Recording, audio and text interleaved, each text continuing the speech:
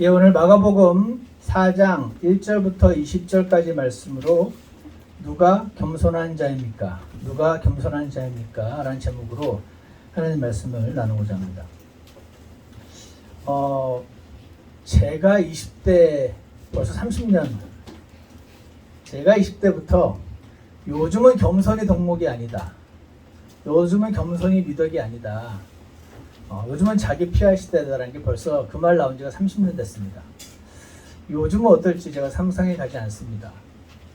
그런데 그럼에도 불구하고 여러분이 주변에서 그 카카오톡으로 친구들이 보내오는 재밌는 말들, 요즘은 남자가 집에서 밥 달라 그러면 혼난데, 이런 말들, 요즘은 겸손이 미덕이 아니래, 이런 말들, 기존의 고정관념을 깨면서 우리가 웃고 즐기긴 하지만 그런 것과 상관없이 하나님은 겸손한 자를 기뻐하십니다. 아시죠? 부인할 수가 없습니다. 예를 들어서 잠언 3장 34절에서 참으로 그분께서는 비웃는 자들을 비웃으시나 겸손한 자들에게는 은혜를 베푸시느니라. 잠언 11장 2절에서는 교만이 오면 수치도 오거니와 겸손한 자에게는 지혜가 있느니라. 잠언 15장 33절 주를 두려워하는 것이 지혜의 훈계이니 명예에 앞서 겸손이 있느니라. 이 외에도 수많은 말씀들을 볼 때 하나님은 겸손을 기뻐하시는구나, 참된 축복을 원한다면 겸손한 자가 되는 것이 맞구나 하는 것을 우리는 알 수가 있습니다. 문제는 뭐가 겸손인가? 너 왜 이렇게 예쁘니까? 아니에요, 좀 못생겼어요. 몸을 막 비비고 오면 그것이 겸손인가? 어떻게 겸손인가요? 오늘 본문을 보면서 하나님께서 어떤 사람이 겸손한 사람인지를 보여주시는 것 같습니다. 하나님을 간절히 찾는 자들. 하나님을 간절히 찾는 사람은요, 자기 힘으로 안 된다는 걸 아니까 찾는 거거든요. 자기 힘으로 안 되는 걸 아는 이들이 겸손한 이들이 맞죠. 그리고 타인에게 물어볼 줄 아는 사람들, 조언을 구하고자 하는 사람들, 이들도 내 지혜로는 안 되네, 그래야지 물어볼 수 있습니다. 그리고 마지막으로 회개로 좋은 마음밭을 가진 사람들, 이것이 겸손한 사람이지 몸을 비비꼬고 그냥 아니라고 하는 것이 겸손이 아니다. 그래서 구체적으로 하나님 말씀을 통해서 여러분과 저희 안에 참된 겸손이 무엇인지 잘 보게 해주시라고 기도하시고, 그리고 그 겸손을 주님께 간구하시는 저와 여러분이 되었으면 좋겠습니다.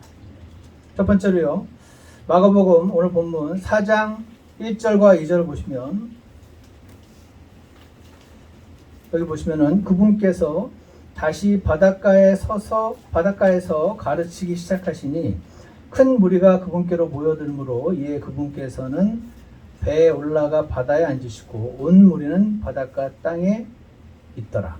그분께서 비유로 많은 것을 그들에게 가르치시며 자신의 교리로 그들에게 이르시되 라고 말씀하십니다.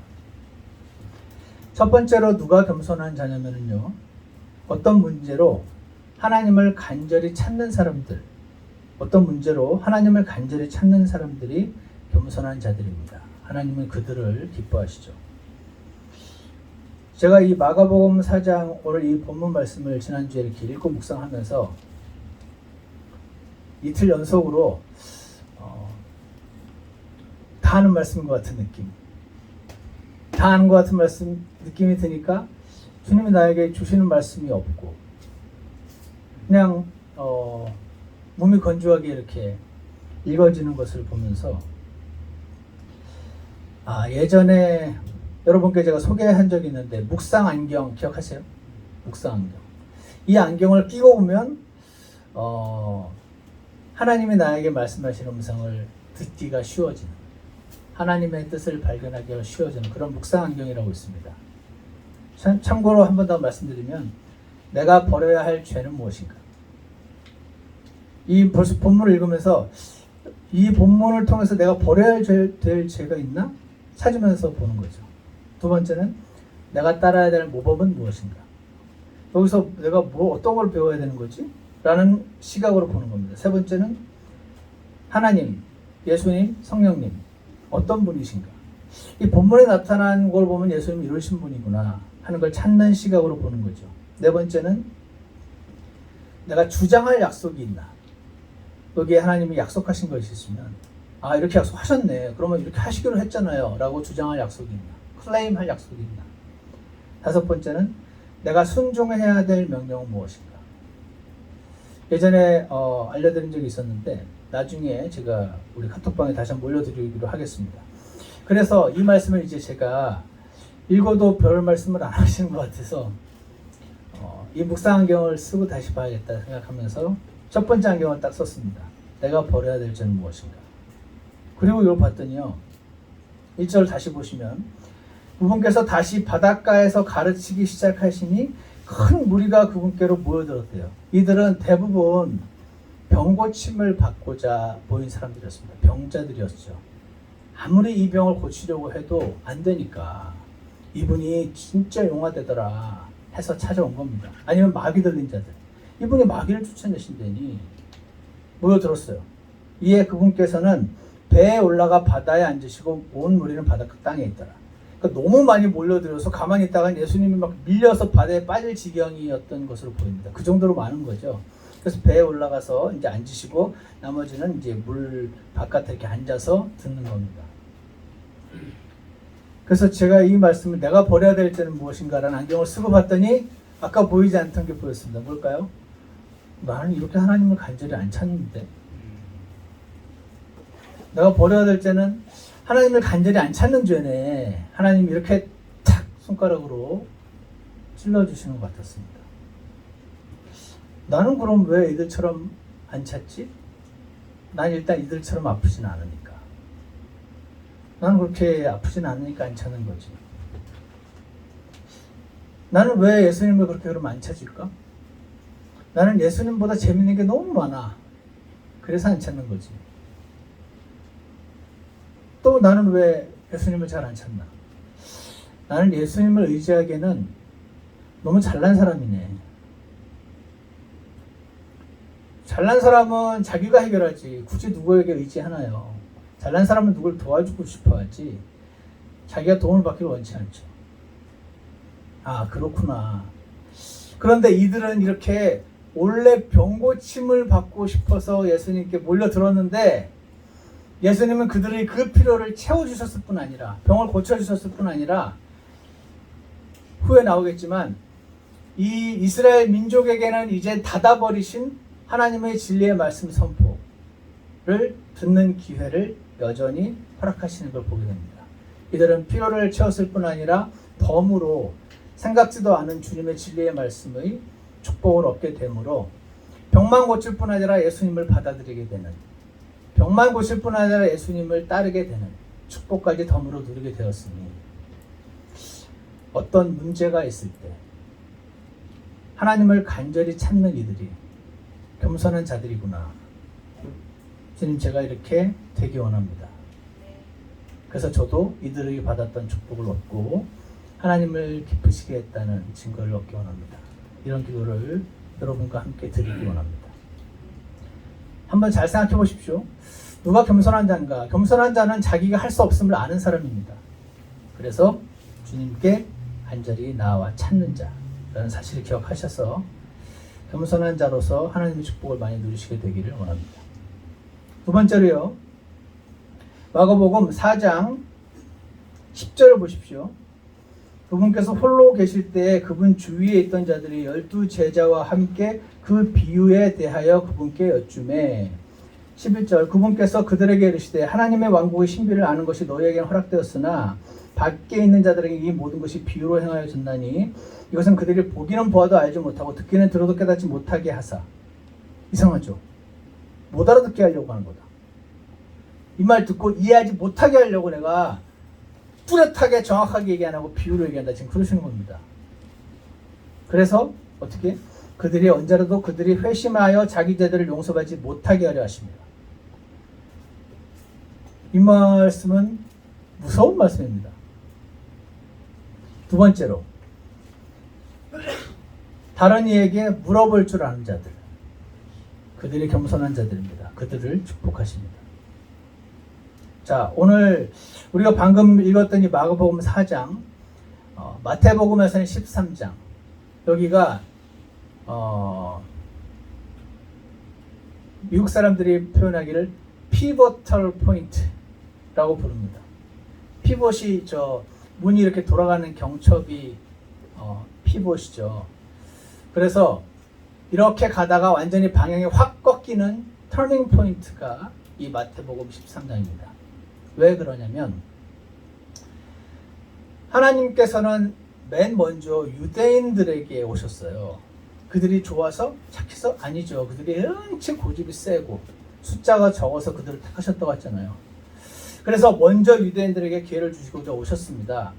그래서 그들을 통해서 온 민족을 축복하기 원하신 거죠. 그 반장인 거예요.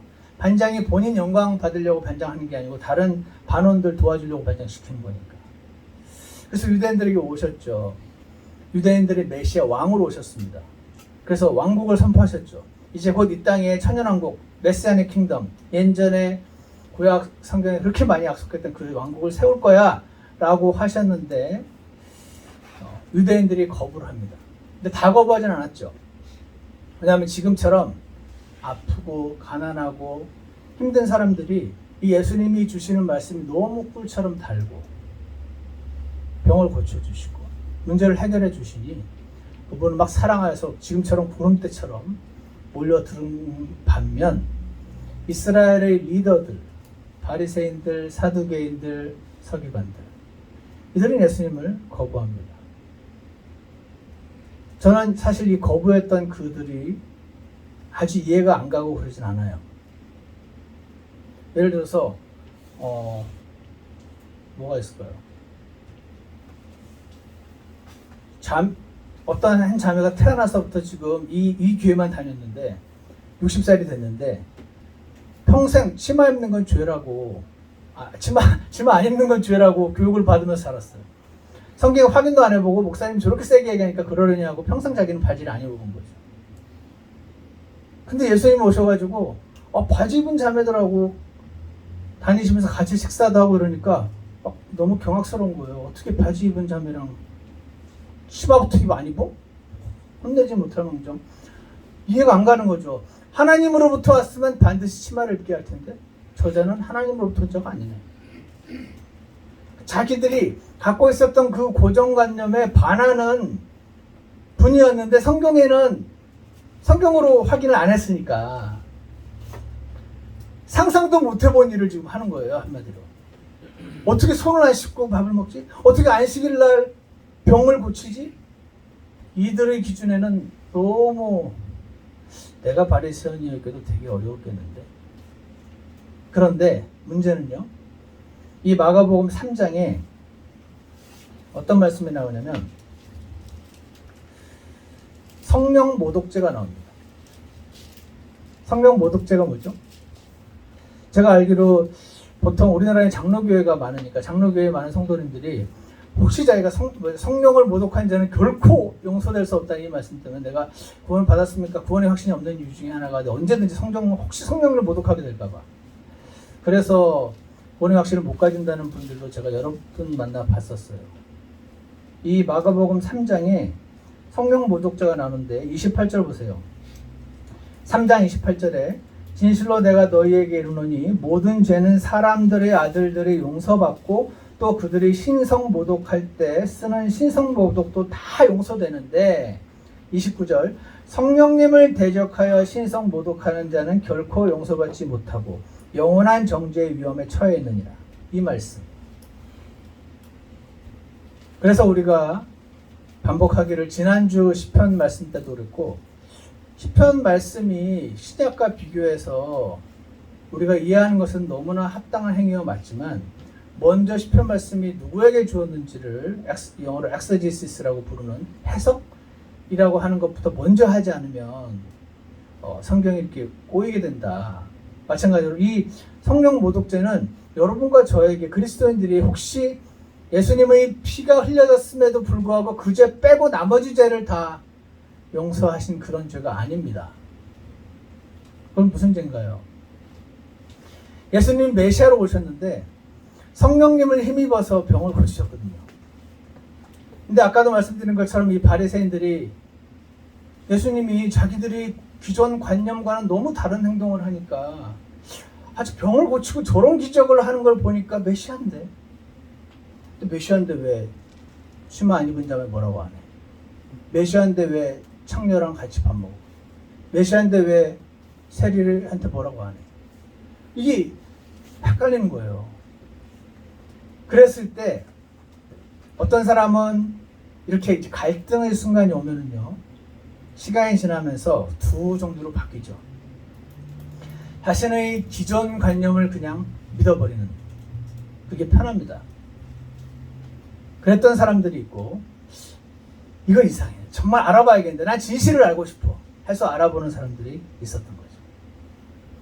그래서 여러분 요즘도 맨날 신문에 나옵니다. 정치인들이 무슨 말을 해놓고 이것은 실수였다, 정말 잘못했습니다라고 사과도 안 하죠. 정말 유감입니다, 이렇게 사과합니다. 정치인들의 말 실수, 그것은 나의 말 실수였다, 그것은 나의 말 실수였다, 다시 공개적으로 사과하고 넘어가고, 이번엔 실수를 해도 너무 크게 했어요, 이렇게 말씀들을 하시는데, 하나님 말씀은 뭐라고 되냐면 사람은 마음에 가득한 것이 입으로 나오느니라 라고 말씀하십니다. 그러니까 엄밀히 말해서 말 실수는 없습니다. 엄밀히 말하면 그동안 정신을 바짝 차리고 잘 가리고 있었는데, 진심을 어느 순간 너무 피곤해가지고 확 진실을 말해버리거나, 아니면 취중진담이라고 세상 사람들 다 알죠. 평상시 같으면 내 절대 진심을 잘 가릴 텐데 취해버린 바람에 확 취중진담을 말해버린 것처럼, 마음에 가득한 것이 입으로 말하는데요, 하나님, 예수님의 기준으로 보시기에 선이 있는 거죠. 그 선이 저는 잘 모르고 여러분과 우리는 잘 몰라요. 근데 하나님, 이 예수님께서 오셔서 이 바리새인들이나 민족 지도자들이, 예수님이 그들이 기존에 갖고 있었던 모든 관념들이 성경으로 확인해 보지도 않은 채 옳다고 생각하는 것들을 예수님이 다 무너뜨리셨어요. 그건 전통이지. 그중에 좋은 전통도 있고 지금은 쓸모없는 전통도 있고 나쁜 전통도 있고 여러 종류의 전통이 있었는데, 그들은 그 전통을 하나님 말씀으로 믿고 있었기 때문에 예수님이 그 쓸모없는 전통들을 부시고 있었는데 꼭 하나님 말씀을 어기고 있는 것처럼 보였던 거죠. 그래서 헷갈린 겁니다. 그때 바리새인들은 저자를 가만 놔두다가는 우리의 이 전체 시스템을 다 무너뜨리겠구나, 다시 말하면 우리가 부여잡고 있는 쓸데없는 전통, 이게 나의 존재 가치를 살려주는 건데 이걸 다 무너뜨리겠네, 저자를 죽여야겠다, 그렇지 않으면 안 되겠네 라고 생각을 한 거였습니다. 근데 그렇게 말할 수 있나요? 저자가 와서 이 백성들이 다 저자를 따라가면 이제 사람들은 더 이상 우리를 지도자를 안 봐주겠네, 그럼 우리가 너무 기분 나쁘지, 섭하지, 이럴 수는 없잖아요. 저자가 모세의 율법을 위협한다, 이렇게 정치인들처럼 명분을 내세워서 그를 죽이기 시작한 것입니다. 거기까지도 예수님이 이해를 해 주신 거라고 봐야 됩니다. 왜냐하면 그들이 저자가 마귀를 힘입어서 마귀를 내쫓는 것이다 라는 말을 할 때까지, 예수님은 그때 본인 능력으로 마귀를 내쫓고 있지 않으셨던 거죠. 성령님의 능력을 힘입어서 내쫓고 있으셨어요. 본인 능력으로 마귀 내쫓을 수 있으셨을까요? 있죠. 그게 뭐 어렵겠습니까? 하나님이신데. 근데 그렇게 안 하기로 이 경륜, 이 시대 경영 방식을, 그렇게 내가 마귀를 쫓을 때는 성령님을 힘입어 쫓고 내가 위로를 받을 때는 성령님을 힘입어서 위로를 받는 방식을 setting the example 하셔서 후에 있을 모든 그리스도인들이 성령에 힘입어서 모든 걸 다 하는 걸 가르치려고 그러지 않았나, 저는 그렇게 생각합니다. 어쨌거나 그래서 이 헷갈려 하고 있는 유대인들을 예수님이 어느 정도 이해하셨는데, 예수님이 지금 성령님을 힘입어서 마귀를 내쫓고 있었는데 진리가 들어가는데 그 진리에 이렇게 합당하게 반응을 하면 마음이 부드러워지거든요. 진리가 제시되는데 이게 맞는 것 같긴 한데 이거를 받아들이게 되면 내가 그동안 해온 게 다 무효가 되지. 그러면 안 되지. 이게 이제 정치적인 판단인 거죠. 정치적인 판단을 하면서 진리를 한 번 거부하면 한 번 마음이 딱딱해집니다. 또 한 번 거부하면 또 한 번 딱딱해집니다. 시간이 지날수록 마음이 딱딱해지고 딱딱해져서 궁극적으로는 예수님이 성령을 힘입어서 내쫓는 장면을, 이 마귀 쫓는 장면을 보고 어떤 사람들은 나는 헷갈리긴 하지만 이건 정말 아니야. 이거는 정말 하느님이야. 난 이분 따르겠어. 이렇게 결정하는 사람들이 있었던가 하면 저자가 마귀들의 우두머리 바알세불을 힘입어서 마귀를 내쫓는다 라는 말을 내뱉었을 때 예수님은 여기까지, 여기서 이제 닫으십니다. 그래서 마태복음 12장이 아주 중요한, 마가복음 3장이 중요한 포인트입니다. 계속해서 헷갈려하는 이들에게 기적들을 보여주고 나를 못 믿게 내가 행하는 일들을 통하여 믿으라고 계속 말씀하시고 계속 기회를 주시는데 성령님을 힘입어 마귀를 내쫓는 그 장면에서 저자가 마귀를 힘입는다 라고 하는 그 말, 제 생각과는 달리 하나님은 저 말이 나오는 것은 절대 그냥 나오는 게 아니다. 이들은 더 이상 선을 넘었다. 더 이상은 길이 없다. 라고 하시고 여기서 이제 길을 닫으시는 겁니다. 이때부터 이들이 이제 못 알아듣게 비유로 말씀을 하기 시작한 것이죠. 여기까지 가시죠. 그래서 13장부터 비유가 나오는 거예요. 이제 씨 뿌리는 자의 비유도 나오고 한 여인이 가루 속에 누룩을 집어넣는 비유도 나오고 여러 가지 비유가 이제 쭉쭉쭉 나오기 시작합니다. 근데 그거 다 예수님이 말씀한 진리를 일러스트레이션, 예화로 좀 더 이해하기 쉽게 해주시려고 주신 게 아니고 못 알아듣게 하려고. 아주 무섭습니다. 여기까지 가시죠. 그래서 방금 읽었던 마태복음 4장 12절에 이것은 그들이 보기는 보아도 알지 못하게 하려고, 듣기는 들어도 깨닫지 못하게 하려고, 언제라도 회심 못하게 하려고, 죄들을 용서받지 못하게 하려고. 왜? 선택받지 않아서? 아닙니다.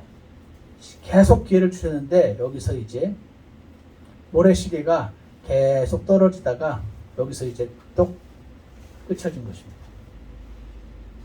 자, 이랬을 때 한 가지 궁금한 점이 생깁니다.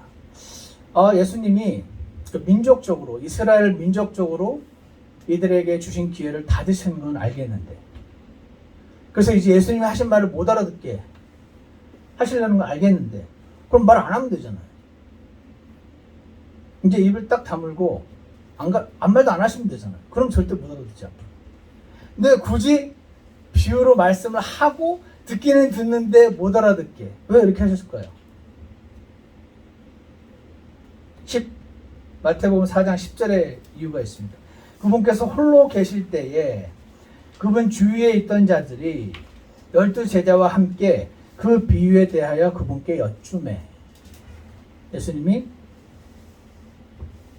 가까이서 예수님과 친밀도가 있는 사람들, 이분을 사랑해서 옆에 있었던 사람들, 이들은 예수님께 나와서 주님, 이거 무슨 뜻이에요?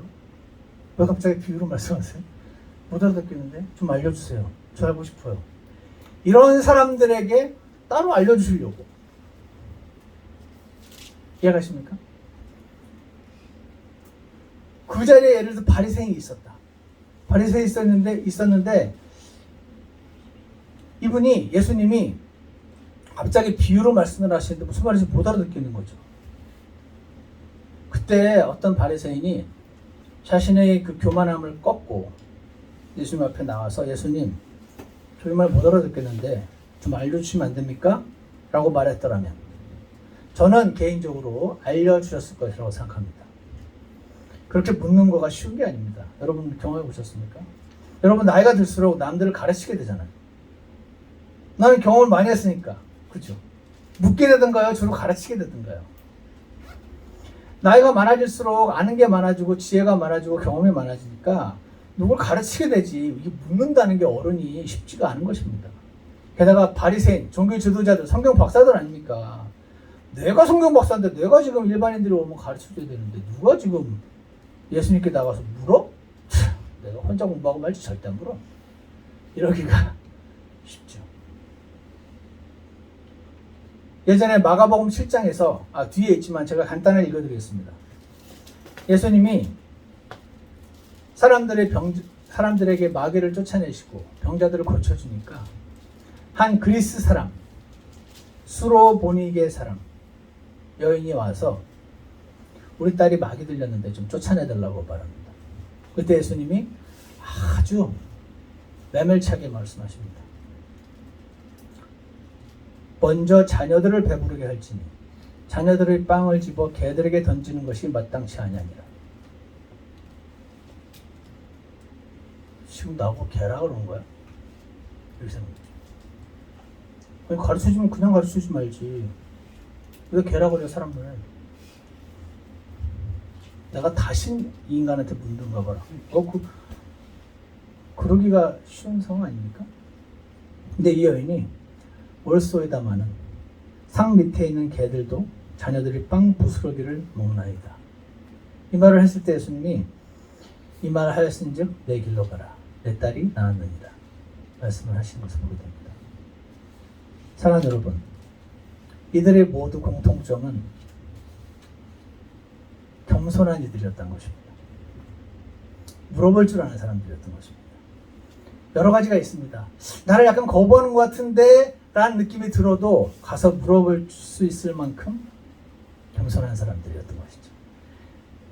내가 더 잘할 수 있을 것 같은데 라고 생각했지만 조언을 구할 수 있을 만큼 겸손한 사람들이었던 것이죠.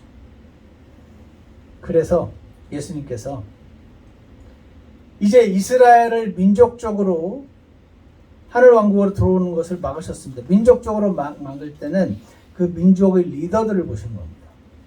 그 리더들이 거부하면 그 민족 전체가 민족적으로 거부가 되는 겁니다. 여러분이 아무리 반대해도, 우리 같은 백성들이 아무리 반대해도 고종 황제가 나라를 일본에 팔기로 결정해서 땅땅땅 찍으면은 그걸로 끝나는 것처럼 민족적으로 무엇을 한다는 것은 그 민족의 리더들을 말하는 것인데, 민족의 리더들이 예수님을 끝까지 받아들이지 않기로 결정한 그 포인트를 예수님은 성령님을 모욕하는 죄를 잡으시고 여기서 문을 닫으시고 이제는 비유로 말씀하시는데 다 못 알아듣는 게 아니고 옆에서 주님 그거 무슨 말이죠? 라고 묻는 자들에게 여전히 기회를 완전히 닫지 않으시고 하나님의 진리를 더 깊이 알도록, 하나님의 심정을 더 깊이 알도록 계속 기회를 열어주시고, 그들은 예수님이 메시아인 줄은 내가 알긴 했지만 와, 이 정도일 줄은 몰랐네 하고 더 주님을 사랑하게 되고 더 주님을 따르게 되었던 이유는 예수님 옆에서 이 비유를 잘 못 알아듣겠을 때, 예수님 말씀이 무슨 말인지 잘 못 알아듣겠을 때 나와서 물을 줄 아는 사람들이었기 때문에 그런 것이죠. 그래서 하나님이 저에게 이렇게 말씀해 주시는 것 같았습니다. 겸손이네, 이것도 겸손이네. 하나님은 겸손한 자를 원하시는구나. 누가 겸손한 자입니까? 나는 안 착해요 하고 몸을 비비고 오는 자가 겸손한 자가 아니고, 물어볼 줄 아는 사람이, 주님을 간절하게 찾을 줄 아는 사람이 하나님이 찾는 겸손한 자네. 조언을 구할 줄 아는 사람이 겸손한 자구나. 주님, 제가 이 교만한 자아를 주님 앞에 깨트리고 조언을 구하는 자가 되게 하시고, 물어볼 줄 아는 자가 되게 하시고, 도움을 받을 줄 아는 자가 되게 하셔서 하나님 축복 놓치지 않게 도와주세요. 이렇게 기도를 드리시기 원합니다. 마지막으로 4장 9절에 보시면은 그들에게 이르시되 들을 귀 있는 자는 들을지어다 이렇게 말씀하십니다. 들을 귀 다 있잖아요. 근데 이 듣는다는 것은 이 그냥 피지컬리 들을 줄 아는 히어링 능력을 말하는 건 아니겠죠. 이 예수님 선포를 다 들었는데 누가 들을 줄 아는 자인가? 여러분 오늘 이 말씀 보시면서 금방 생각하셨습니까? 금방 생각하셨을 겁니다. 예수님이 지금 땅의 종류를 말씀하고 계시는구나. 씨가 뿌려지는데 이 씨가 말씀이라고 뒤에 설명하시잖아요. 예수님의 말씀이 선포가 되는데 어떤 사람은 그 말씀을 받아들여서 막 열매를 맺는데 어떤 사람은 30년, 40년을 들어도 그대로인 것 같은, 이걸 보면서 우리는 다 원합니다. 나도 이왕 씨가 뿌려지는데 이왕이면 좋은 밭이 되고 싶다. 그렇지 않으십니까? 여러분 좋은 밭이 되고 싶으신가요? 돌짝밭이 되고 싶으신가요? 너무 당연한 질문이죠. 4절에 보면 길가가 나오고 5절에 보면 흙이 많지 않은 돌밭이 나오고 7절에 가시나무 밭이 나오고 8절에 좋은 땅, 좋은 밭이 나옵니다. 제가 이 말씀을 가지고 기도할 때 주님, 제가 좋은 밭이 되고 싶은데 그때도 예전에도 생각했지만 이렇게만 말씀하시지 어떻게 돌짝밭이 좋은 밭이 되는지는 설명을 안 하세요. 어떻게 현재 내가 가시밭인 건 알겠는데 이 가시밭이 어떻게 좋은 밭이 되는지는 설명이 안 나와 있는 거죠. 성경을 성경으로 비교했을 때 성경 다른 곳에서 이런 말씀이 나옵니다. 너희 자신을 위하여 의 안에서 심고 긍휼 안에서 거두며 너희의 묵은 땅을 부수라 라는 말이 나옵니다. 호세아서 10장 12절입니다. 너희의 묵은 땅을 부수라. 이 묵은 땅은 실제로 밖에 나가서 땅을 쟁기질해라 라는 뜻이 아닌 것을 알 수 있습니다. 하나님이 계속 말씀을 선포하시는데 이스라엘이 듣고 또 듣고 하는데 안 변하는 거죠. 왜 그런가요? 확 귀뚱으로 다 흘러나가니까 귀뚱을 스쳐서. 그래서 나도 좋은 밭이 되고 싶은데요, 주님. 말씀을 들으면 이 좀 심겨서 열매를 나도 맺고 싶은데 여기에 하나님 이런 말씀하십니다. 너희 묵은 땅을 부수라. 여러분 땅에다 심어보신 분들은 아실 거 아니에요. 그냥 딱딱한 땅에다가 심으면 안 심기잖아요. 그래서 이렇게 쟁기질 해가지고 땅을 이렇게 파잖아요. 파서 확 뒤집어 놓고 거기다 거름도 주기도 하고 여러 가지를 해서 뭘 심지 않습니까? 그래서 씨를 뿌리는 것도 중요한데 땅이 이렇게 묵은 땅이 부수어지는 거가 중요하잖아요. 이것은 무엇을 상징하는 것일까? 회개를 상징하는 것입니다. 여러분 한 번 회개할 때 여러분의 마음이 한 번 부드러워지는 것이기 때문에 그렇습니다. 묵은 땅을 부수면 좋은 땅이 되는 겁니다. 이 나의 묵고 딱딱한 마음이 부수어지는 것은 주님 앞에 회개로 나갈 때만 가능합니다. 가시밭에서 가시를 뽑아내야 좋은 밭이 되는 것처럼 내 안에 있는 죄를 회개하여 뽑아내야 좋은 밭이 되는 것입니다. 흙이 많지 않은 돌밭에 돌을 다 집어치우고 묵은 땅을 갈아 부수는 것, 회개인 것입니다. 날마다 회개하는 자가 겸손해지는 것입니다. 날마다. 근데 누가 회개할 수 있습니까? 자기 죄를 보는 사람이 회개를 할 수 있습니다. 누가 자기 죄를 볼 수 있습니까? 성경을 보는 사람이 자기 죄를 볼 수 있습니다. 성경 본다고 자기 죄를 다 볼 수 있습니까? 아닙니다. 내가 버려야 할 죄는 무엇인가? 라는 묵상 안경을 쓰고 봐야 비로소 조금 보입니다. 주님께 간구하고 주님 내가 듣기 원한다고 주님 앞에 겸손한 마음으로 나아갈 때 주님이 나의 죄를 보여주시고 경험해 보셨습니까? 많은 경우 보여주시면 또 그렇게 싸웁니다. 지금 사실 그거는 얘가 이렇게 말을 해서 내가 이렇게 한 거예요. 아내를 사랑하라. 주님, 우리 아내랑 살아보시면 그런 걸 못하실 거예요. 내가 왜 못하는지 지금부터 3시간 설명드려요? 남편을 사랑하고 따르라고. 주님, 아시잖아요. 그거 그냥 좋은 말로 해놓은 거잖아요. 실제로 나한테 원하신 거 아니잖아요. 그거는 저기 어떤 집사님 부인한테만 해당되는 말이잖아요. 남편이 워낙 좋으니까. 나는 아니지. 저런 남편이면 나도 들어요, 주님. 혹시 이러진 않으십니까? 그런 분들은 주님의 명령에 싸우는 우리 모두는 하나님 말씀이 절대 진리라는 것을 아니라고 선포하는 것과 동일합니다. 하나님 말씀은 영감으로 기록된 말씀이고 섭리로 보존된 말씀이어서 저 사람에게도 적용되고 나에게도 적용되고 지금도 적용되고 2000년 전에도 적용되고 그게 진리의 말씀인 것이거든요. 주님, 제가 사람이 자기 죄를 보는 거는 싫은 일입니다. 왜냐하면 사람은 좋은 사람이고 싶거든요. 난 좋은 사람이고 싶고 제가 나쁜 사람이고 해야 되는 거잖아요. 그러나 하나님은 속지 않으시죠. 그래서 죄를 보기를 원하고 회개하기를 원하는 자에게 하나님이 마음이 부드러워지는 축복을 주시고 우리로 하여금 겸손해지는 축복을 주시고 하나님이 축복을 얻게 되는 축복을 허락하실 줄 믿습니다. 두 사람이 부딪히면 한 사람이 100% 잘못한 일은 없잖아요. 경험해 보셨죠? 그래서 하나님 말씀하십니다. 다른 사람의 눈에 있는 티를 보기 전에 네 눈에 있는 들보를 먼저 보라고. 주님, 제가 제 들보를 보게 해주십시오. 그래서 여러분이 주님을 사랑하신다면, 하나님 말씀을 사랑하신다면 우리의 죄를 보기 싫어하는 본성을 거부하시고 죽은 자로 여기시고 주님 앞에 내 죄를 보게 해달라. 내 죄를 회개해달라. 왜 나만 이렇게 맨날 회개해야 돼요? 그러지 마시고. 쟤도 회개해야지. 쟤는 회개해야 돼. 나만 회개하면 내가 소리잖아요. 그러지 마시고. 그 말은 회개하는 자는 손해를 본다는 기본 전제가 깔렸기 때문에. 왜 나만 축복하시라고 축복받으라고 하시나요? 쟤도 축복받아야 되잖아요. 이러진 않으시잖아요. 사랑하는 여러분, 어떤 문제로 하나님을 간절히 찾는 자들이 되시길 축복합니다. 타인에게 물을 줄 아는 자가 되시기 원합니다. 회개의 생기로 마음밭을 일구셔서 그렇게 겸손한 자들에게 되셔서 주님의 축복을 받아 누리시는, 주님을 기쁘시겠다는 증거를 갖게 되는 저와 여러분이 되기를 원합니다. 기도하겠습니다.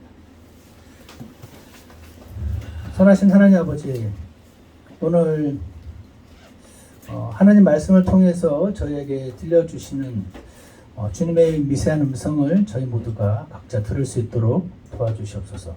주님, 저희가 겸손한 자들이 되기 원합니다.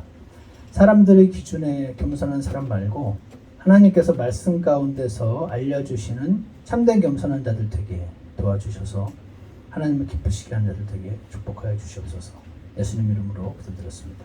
아멘. 우리 다 같이 찬송가 21장 함께 부르시겠습니다.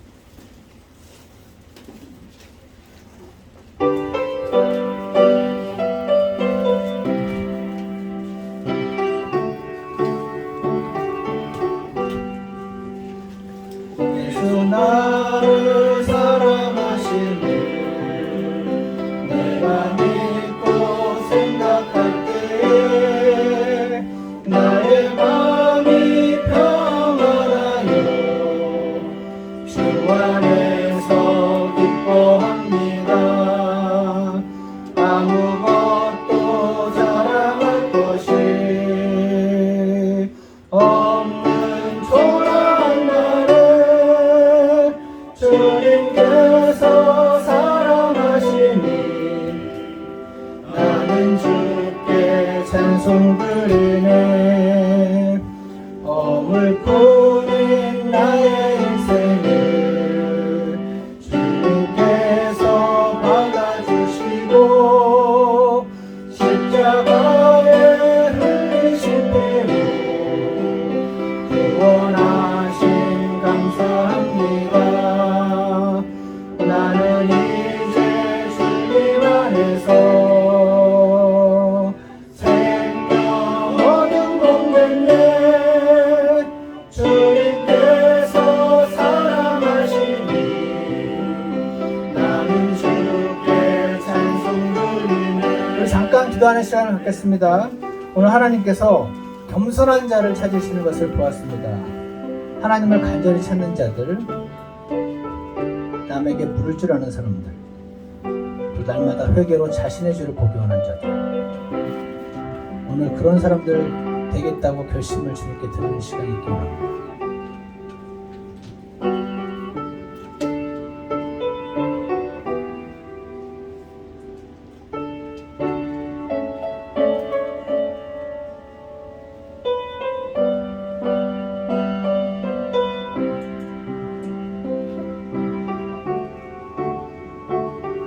기도가 끝나신 분들은 3절 함께 하시겠습니다. 주 예수 다시 오실 때 나의 이름 부르시면서 주의 왕국 들어가도록 인도하심 기다립니다. 모든 것이 변한다 해도 주 사랑 영원하리라.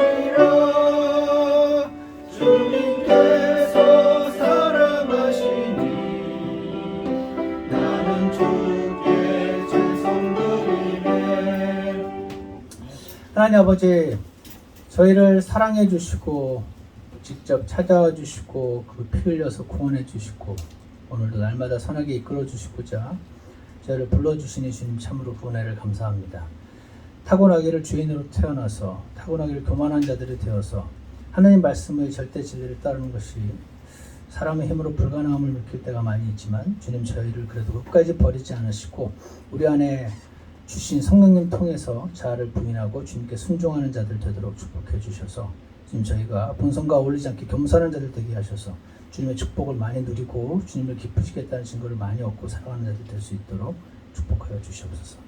감사를 드리며 예수님 이름으로 기도드렸습니다. 예배를 마치겠습니다.